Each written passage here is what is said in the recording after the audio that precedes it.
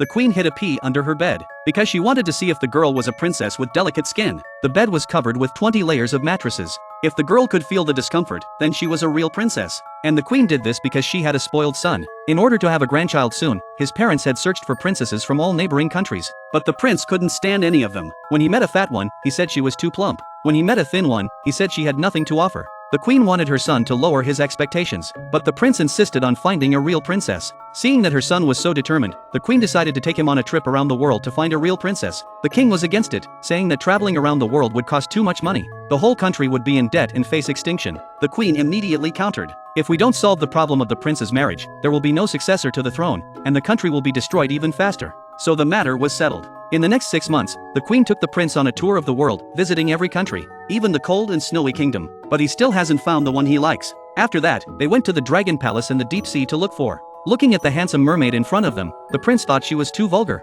Half a year passed quickly and the queen and prince returned to their country. The king was very excited and asked 3 times where the princess was. The prince was very frustrated and went back to his room. The queen herself was also disappointed. The prince's matchmaking was put on hold. Seeing that the country had no successor, people and royal officials left there. Only the king's family and the butler were left behind. The palace began to fall into disrepair. It was leaking everywhere, and the king had to do everything himself. Just then there was a sharp knock on the door. The king rushed to open it. He was met by a beautiful woman. The king asked if she was a princess, but the woman said, "What princess could be as poor as I am?" She entered the room without asking the king's permission, with a hint of arrogance in her voice. But the king was so excited that he told his wife, "Maybe the prince would like a girl like that." The queen was pleased with the girl when she saw her for the first time, but she insisted on some tests to see if she was a real princess. So she had the butler prepare 20 layers of mattresses, and secretly put a pea under the mat to see if she could detect it. But the woman was so cold from the rain that she tossed and turned all night. The next day at breakfast, the queen asked the girl how she slept yesterday. The girl said frankly that she hadn't slept well all night. The queen was very excited and thought that she felt something under the 20 layers of the mattress because of her delicate skin. The girl also said that the thing made her shoulder very painful.